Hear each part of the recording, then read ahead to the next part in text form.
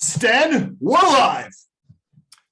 Oh, enthusiastic voice of Larry the Liberty Guy once again. Welcome to In the Dugout. I am your host, Mike Stenhouse. Okay.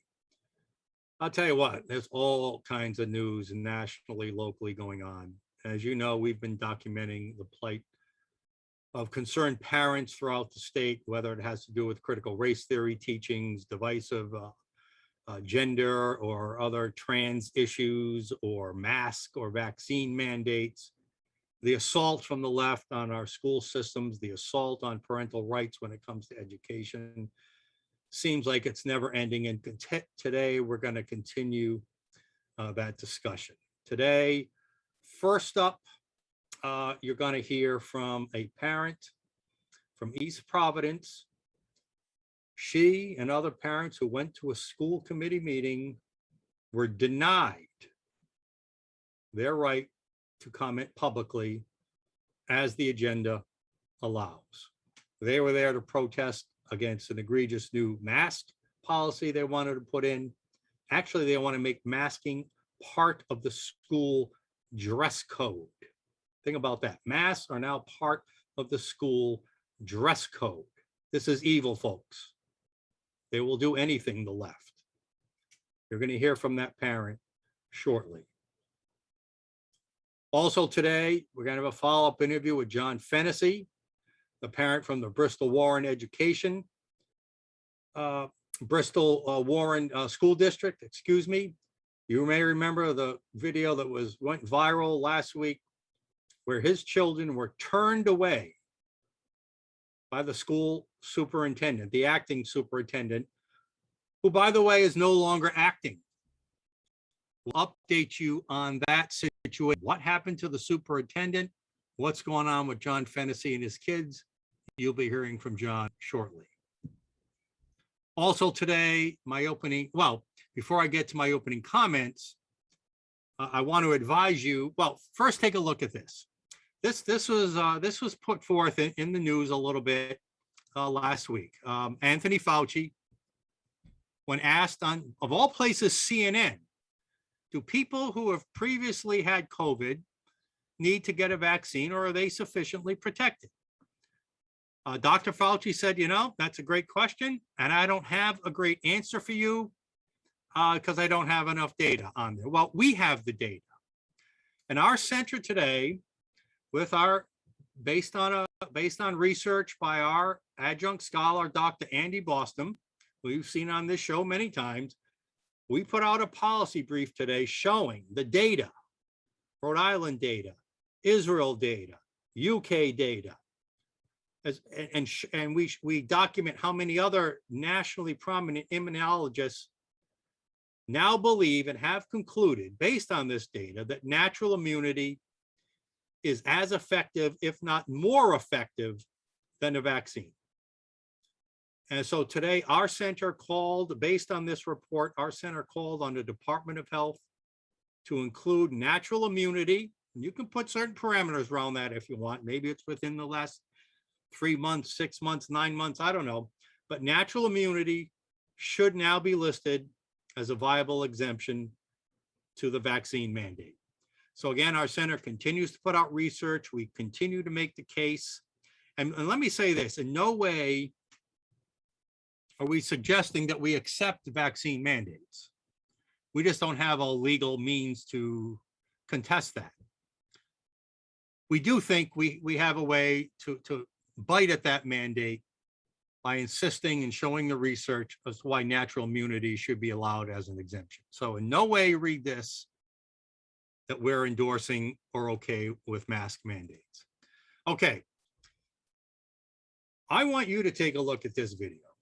This is from Hudson, Ohio. Now, let me tell you what's going on in Hudson, Ohio. Apparently, there was a school assignment where the students were asked to, quote, write a sex scene you wouldn't show your mom, and then rewrite the sex scene into a version that you would let your mother read. They then went on to ask these underage high schoolers to drink a beer and to write down and describe your experience with it. All right.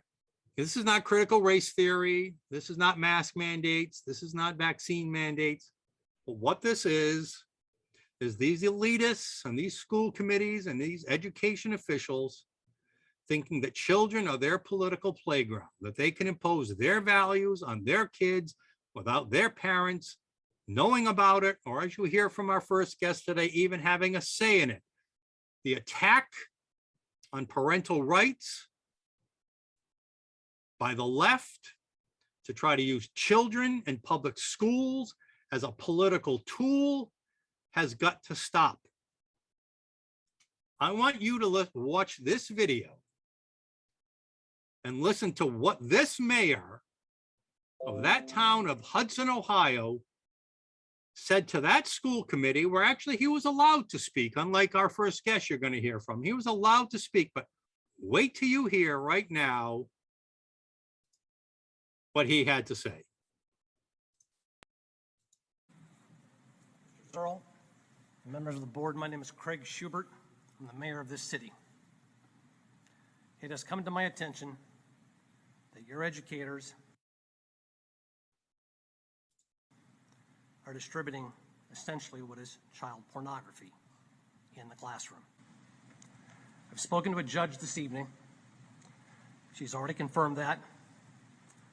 So I'm going to give you a simple choice. You either choose to resign from this Board of Education or you will be charged. Thank you. Thank you for your comment.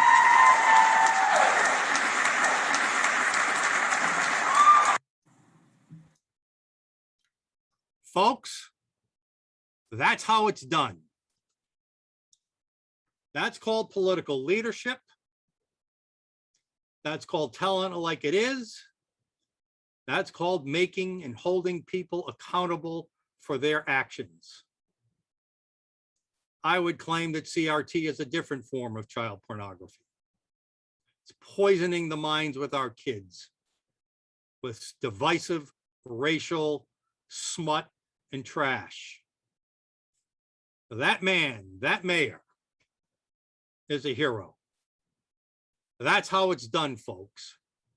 Can you name me one politician in this state or in any locality that has stood up like that, did their homework, went to a judge, and threatened criminal action if they keep trying to indoctrinate our kids? Folks, it's got to stop. All right, let me move on before we get to our guest. There's a bunch of very quick hitters here in our batting practice round. Love this cartoon. It used to be that the liberal left was anti-establishment, right? Remember in the 60s, the hippies, the flower vans and all that stuff, those Volkswagen VW vans, free speech, lovey-dovey, all that stuff, screw the establishment. Well, today, the radical left is working hand in hand with the establishment. And together, they want to take control over our lives. I mean, it's a beautiful cartoon right here. This is exactly what's going on. The far left now in cahoots with the establishment and against the citizens, against parents, against taxpayers, against the police. It's really unbelievable. That's where we've come. We're even, again, to this we've come, our favorite tune, Claire Stoutmuller. Check it out, Arias for Freedom, oceanstatecurrent.com. I read a story over the weekend. And don't forget, last weekend was the 20th anniversary of 9/11. Many on the left were claiming that the January 6th Capitol protests and riots were worse than 9/11. What more to be said? To this we've come. The other thing that is always endemic in socialist and progressive and totalitarian regimes is you give breaks to yourself and to your own acolytes and cronies. They don't have to follow the same rules you try to impose on everybody else. And here's a perfect example of that. Joe Biden, president, put out a mask mandate last year for all companies over 100 people. Up, except for members of Congress, and we've even read except for members of certain unions and the post office. Remember Napoleon and Animal Farm? All animals are created equal, except some animals are more equal than others. That's socialism for you folks.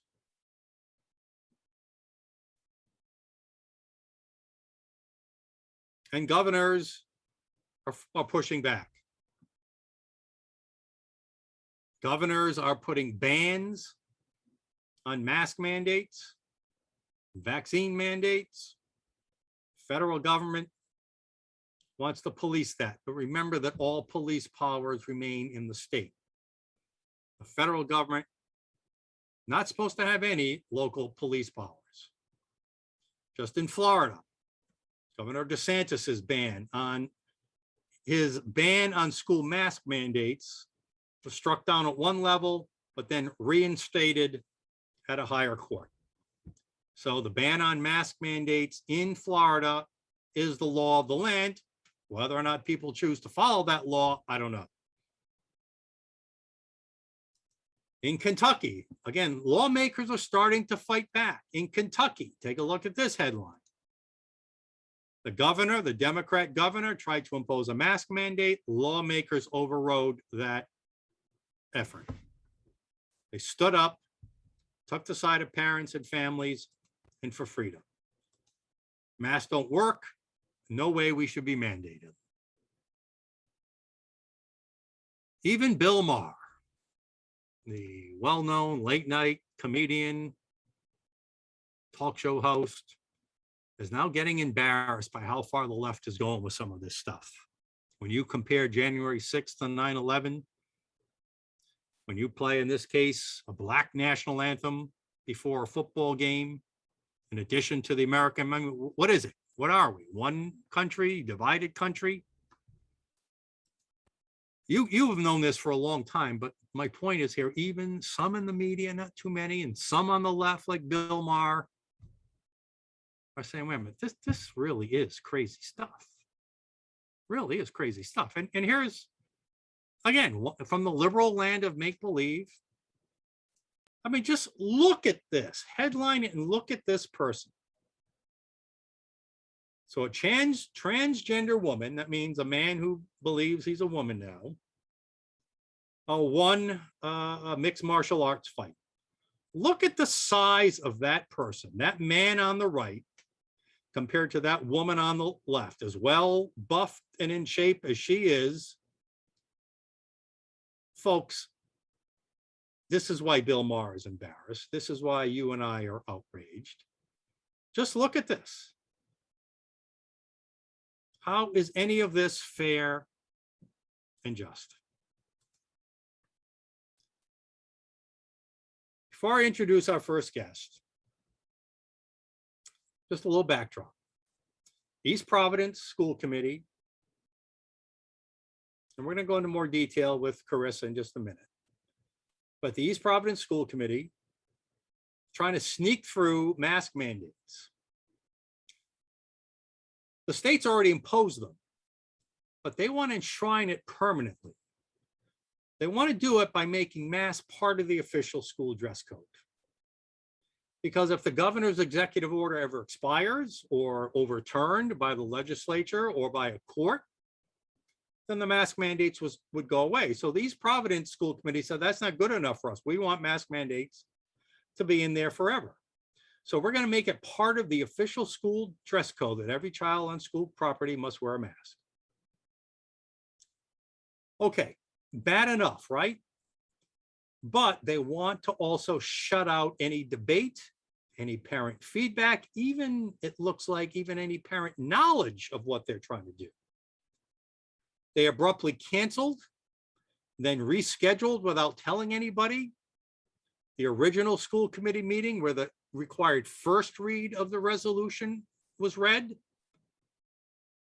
But when they rescheduled the second meeting, the parents were onto it. They showed up Tuesday night of this week.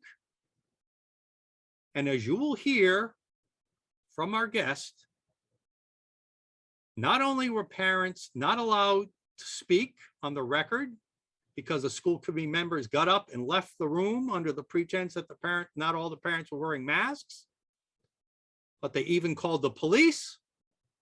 And then they passed the resolution without any discussion or debate.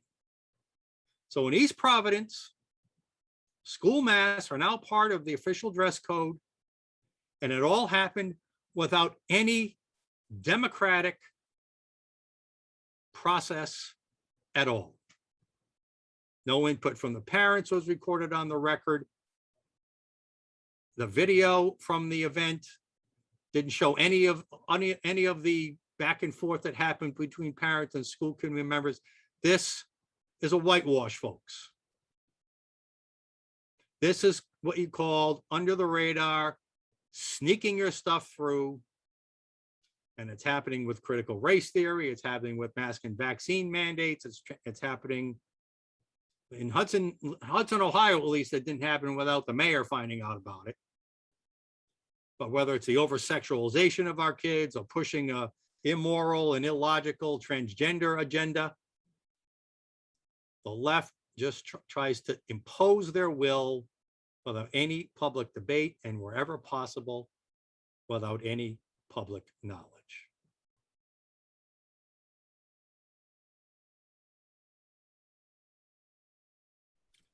So joining me now is an East Providence high school mother who was at that meeting last night.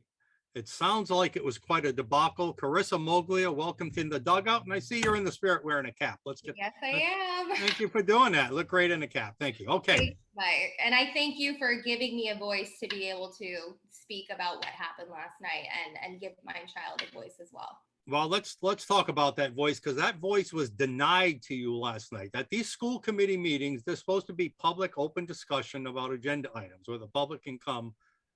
You were denied that right last night. We'll get into what happened in just a second. Sure. But you got parents together. You went to that school committee meeting. How do you feel now, knowing that they refused to officially put your comments and hear your comments during the meeting? I mean, I'm honestly still in shock. I knew we had some problems with our school committee. The extent of the problems that we have, I had no idea until last night, and I'm just so disappointed that they completely shut parents out and they didn't want to hear anything that we had to say, and they tried to avoid having us come to this meeting by multiple means that we can get into later. Yeah, we will get into that. So for first, well, let's start with that, because it's a tactic of the left and of these radical, whether it's critical race theory, whether it's mask mandates, whether it's sex or transgender education in schools. They literally try to implement this stuff under the radar with as little public scrutiny as possible, with as little knowledge from parents like you as possible. And last night they succeeded in shutting your group out. Very quickly, tell us what happened with the prior meetings and the tricks they tried to pull with that. Sure. So many of us, this is the first we're even having an experience with our school committee, but it's all the problems are so blatant in our face that now we're becoming more aware of these things. So a lot of us were excited to go to the Tuesday, August 24th meeting before school was in session, because that would be our last chance to speak. And the meeting was changed to Friday evening, August 20th, and we were not notified whatsoever. We've gotten a little more savvy, and now we're getting the daily notifications. And they probably quietly posted it on some website, right? And hope you wouldn't notice. Yep. Yeah, just the Secretary of State website, hoping we wouldn't notice. So we got a little more savvy, and now we were aware of this meeting, and we were able to get maybe 12 or so of us to gather and just walk in and support each other and support our children. All right, so you walked in while they were in executive session. They came back out, they saw your group, and they called the police. Is that correct? They had actually, from what we were told, they had actually called the police department at 6 o'clock when we were peacefully gathered outside, just standing there talking with some of us with our kids. And we walked in for the 6:30 open session because we knew they were having that executive session that was on the agenda. And they refused to adjourn that open session meeting. Now, the official video I watched, and I got to go through it with a fine tooth comb, and you just got it to me minutes ago, does not appear to show any of this incident with you guys. So they came back from executive session. They saw you. The police had been called. And they, as you said, they walked out of the room and into the hallway, out of the meeting chamber room. Is that correct? Correct. They What refused. Some of the parents, they wanted to wear a mask, which some of us would comply. They didn't even give us the chance. They just walked out of the room. Stating what reason? That some of the parents wouldn't wear a mask, but ultimately, it was a mask issue. Okay. But there were parents that were. So Yep. why couldn't we convene the meeting with the parents that would wear? And all they had to do was ask you to put a mask on, but they didn't do that. Just walked There was out. no conversation. They were very aggressive from the very beginning. Now, the folly of this is they stood in the hall outside, could hear you, and you guys sort of went on with your own meeting. You had parents go up to the podium, speak about this mask mandate being included in the official school dress code. We'll get into that in a second. How many school committee members would you say went into the hall and actually listened to what you guys were saying, even if it was sort of like not officially I part don't of the know how many were. I assume all of them were there, and I believe the meeting room that the conference room that they were using for the executive session was also within listening ears of what was occurring in the council chambers. So we did decide to just say what we needed. We came there to say anyway. And then we walked out, and then after you left, they continued the meeting. Now, I did see the part of it, they passed the resolution. You know, we'll put the link up if we can, but what happened, they got to the agenda item, and let me show that agenda item here just in a second. So I'm going to share my screen, and this is the official agenda for that East Providence School Committee meeting. And here are the agenda items in question: face coverings and discussion on upgrading the dress code. So what they're trying to do, not only did the state require face masks under executive action, which we claim is unconstitutional and could get challenged, but your school committee wants to take it further and enshrine that mask mandate into the dress code so that even if the governor's mandate goes away, it's still a requirement for your kids in your school district to wear a mask when they're in school. And that's what you were there to speak about, right? That was our concern. We want to know why would a face covering be implemented into the school dress code? Is that a plan to have it in the school dress code till when? Yeah. But it's frustrating because we can't even ask those questions. We're just asking for an open, peaceful, civil conversation, and to just be completely shut out and just be met with such hostility from the people that are supposed to be representing us is just beyond frustrating. Now, I assume, and you were shut out. They don't even want to debate on that. This is the way the left works. They just want to ram it down without any debate because of course they know best. Now it says second read. It takes 2 readings before something can be voted on. So I assume the first reading was at that hastily reconvened or rescheduled Friday night meeting in late August, right? So apparently that was the first read. They snuck that one by you, right? Correct. They weren't able to sneak this one by you, but when you showed up, they basically shut you down. Before we even stepped foot in the door, I don't understand why they would feel the need to contact law enforcement. What did the police say or do while they were there? The police were very, very understanding, very friendly. We weren't breaking any laws. They even said that we were being peaceful. So they were just going to let us say what we needed to say and do what we needed to do. And they were just there to keep the peace. Did they comment as to whether or not they sympathize with what you were doing or not? They do. I mean, I don't want to get anybody in trouble because I know they have to remain neutral in their official capacities, but it's comforting to know that we do have them on our side. Carissa Moglia, so when they got to the agenda item, and I want to show this next. So here is the part of the agenda where they're actually going to vote on the issues. Consider a vote to approve face coverings amended policy. And this is the second read. They go, okay, here's the item. Any discussion? No. And they moved on. Like they didn't even recognize that you guys had been there.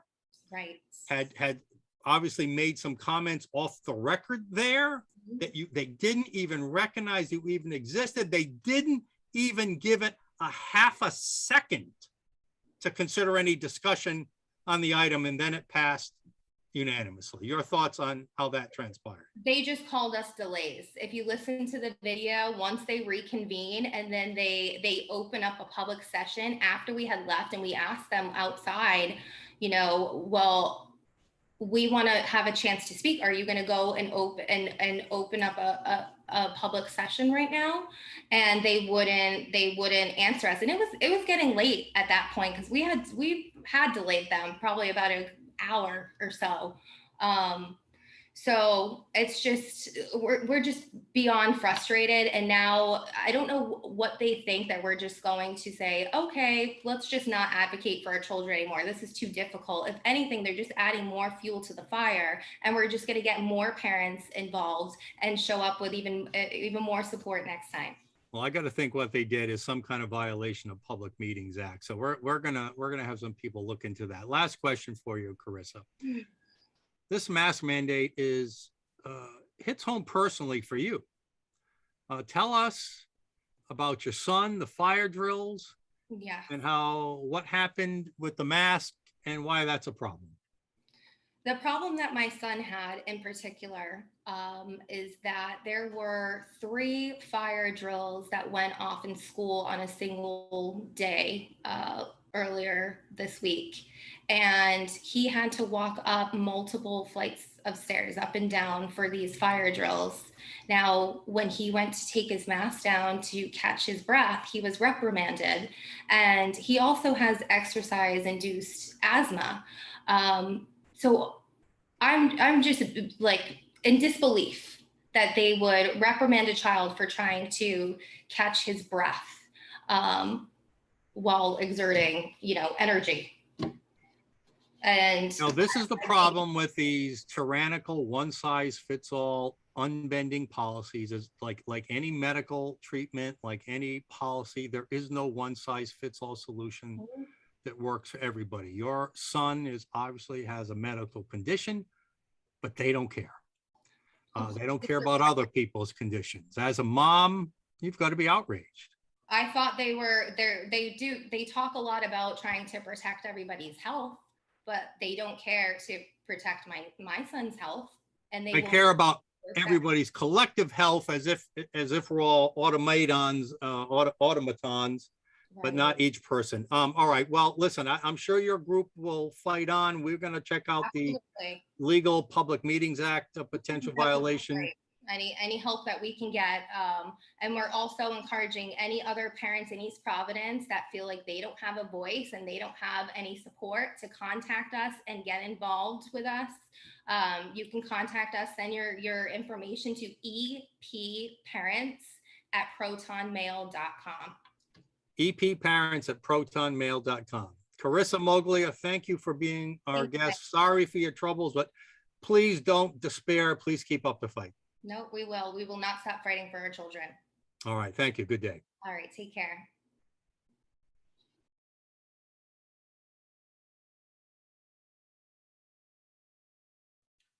All right. Let's turn our attention back to the Bristol Warren School District. I'm sure all of you saw our amazing video last week with the father, John Hennessy, whose 2 daughters were turned away from school last week. They walked right up to school. They were ready to go to class on the first day.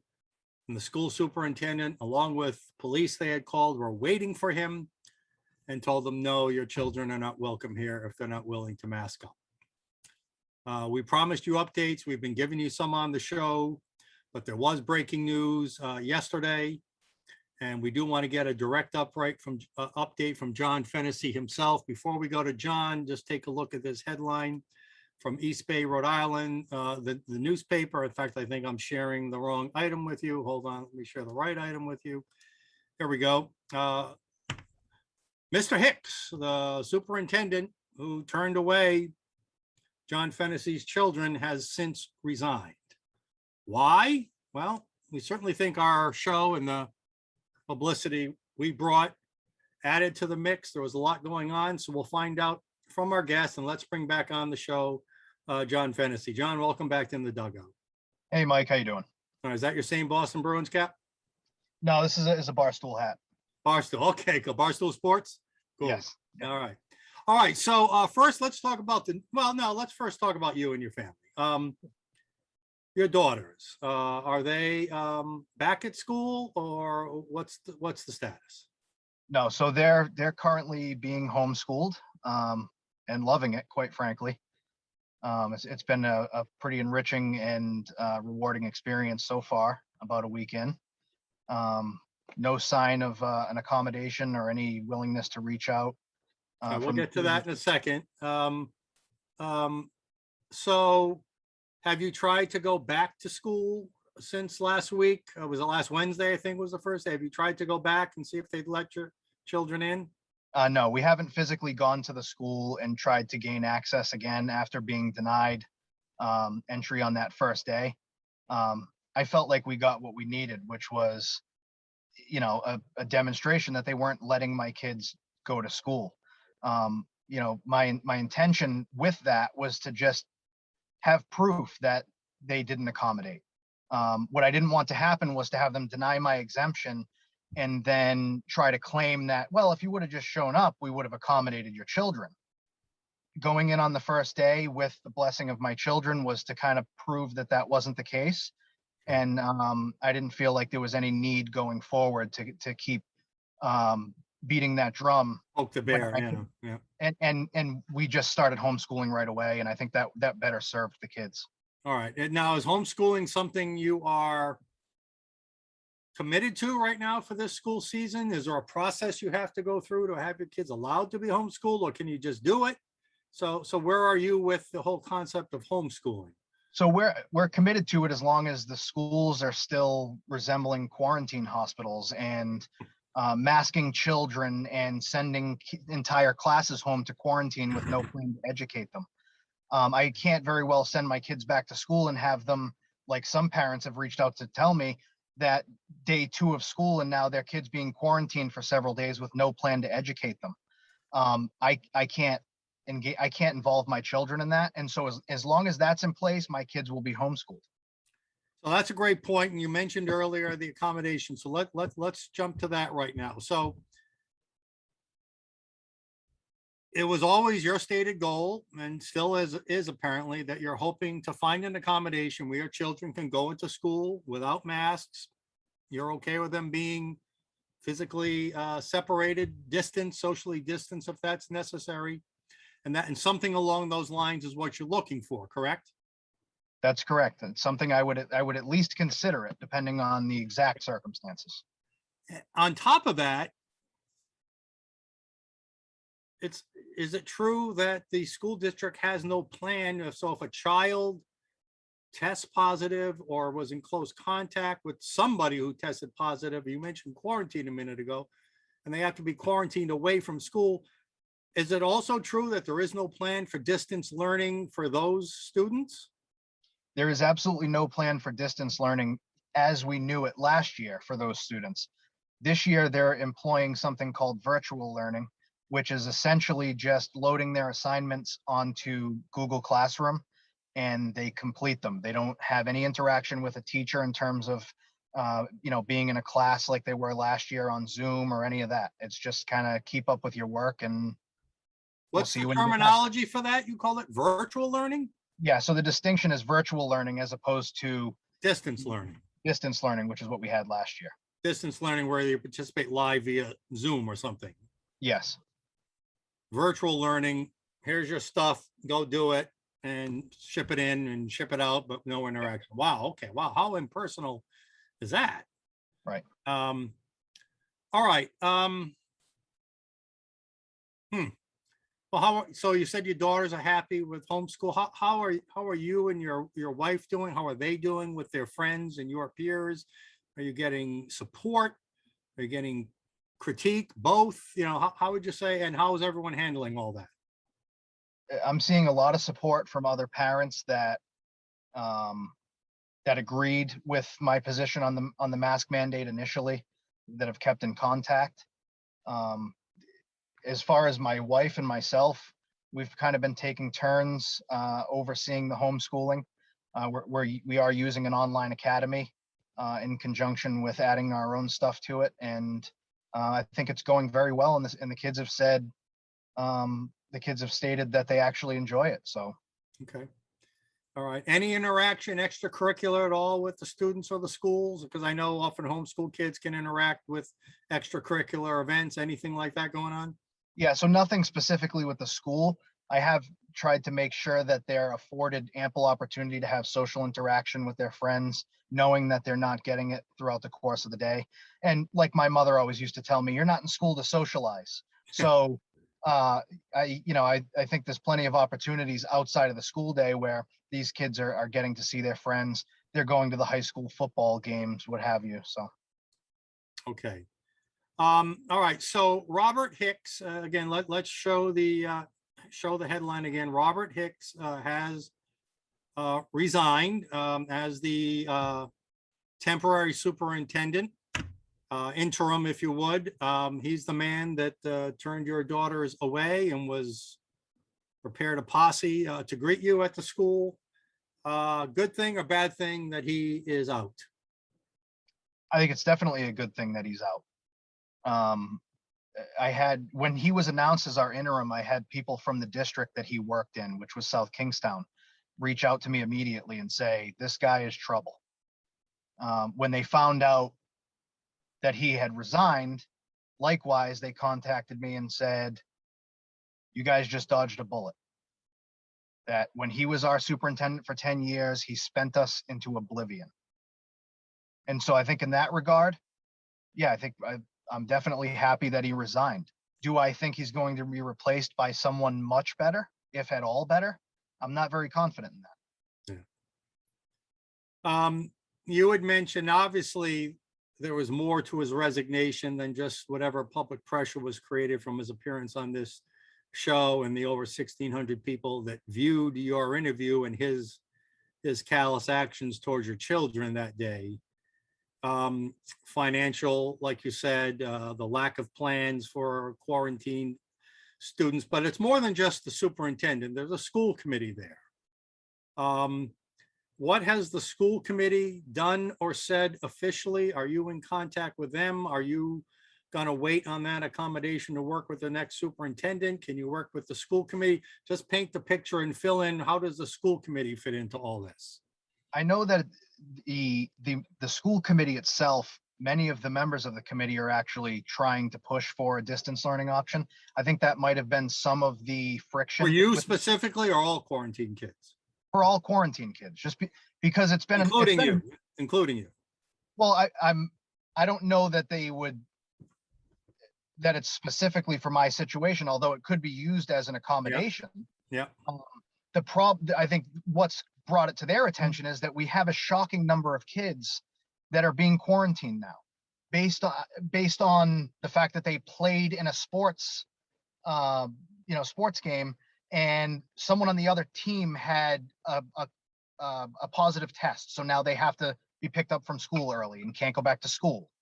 So with that being the standard, these kids are out. There's kids being sent home daily from the schools and told to quarantine, and there's no plan. So I think that was probably why they decided to start pushing the issue on that.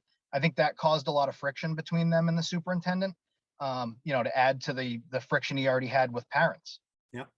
Our guest prior to you from East Providence, who basically they were denied their right to speak at a school committee meeting about mask becoming part of the school dress code, if officially enshrined that way, so that even if the governor's executive orders go away, this ordinance would stand, or whatever you would call it.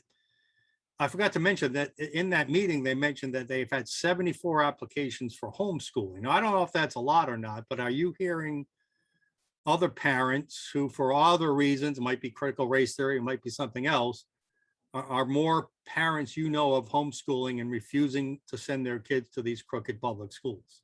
Oh, there's absolutely a massive uptick in people homeschooling. I can't speak to the numbers as of the next meeting coming up, but I know of the last two public meetings they had, there was a total of 31 students that left the district for homeschooling. 74 in East Providence. So it's happening. Yeah, I'll be curious if the Department of Health can release those numbers at some point. All right, John Fennessy, so you're committed. As long as no accommodation is reached, you're going to continue homeschooling. One way or another, your children are not going to wear masks in schools. Is that safe to say? Yeah, I mean, and it goes beyond just the masks. All the other foolishness that they're engaged in at the schools plays into it as well. Yeah. So as long as they insist upon overreacting, which let's call it what it is, it's an overreaction. Yep. We're talking about a state where less than 5% of our hospital capacity is taken up by COVID patients right now, and we're muzzling children. That's pathetic. And I will not let my children participate in it, and I will not expose them to it. And if I can do a play on words, in East Providence, they're muzzling parents and won't even let them speak up at school committee meetings. This is going way too far. This tyrannical one-size-fits-all mandates without accommodation for special circumstances is just not a good way to govern. John Fennessy, I wish you good luck. Godspeed to your family. If you have any other updates, please come back and tell us. Thank you, Mike. It was good to talk with you. John Fennessy, Bristol Warren School District.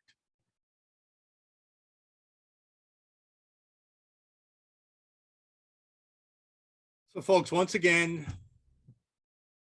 we see how democracy is subverted, how the consideration of the rights of parents are ignored, how one-size-fits-all policies cannot work and do not work and should not ever be imposed without rigorous, or at least vigorous, public debate. Tomorrow, big show, Dr. Andy Boston, going to talk about the policy brief our center published today and our call for the Department of Health to allow natural immunity as an official exemption to the vaccine. Our data shows natural immunity is stronger by all data sets we've seen than vaccine immunity. So join us tomorrow. We're going to go through all the data, and we even have our policy brief today was based on July Rhode Island data. Just as we are issuing our release, we have August Rhode Island data, which even makes another, I don't want to call it startling, but there's another surprise conclusion that I think we can draw from the August data in Rhode Island, and we'll discuss that with Andy Boston tomorrow. Defending parental rights in education, defending educational freedom for families. I am Mike Stenhouse with the Rhode Island Center for Freedom and Prosperity. You're watching In the Dugout. We'll see you next game tomorrow. Good day.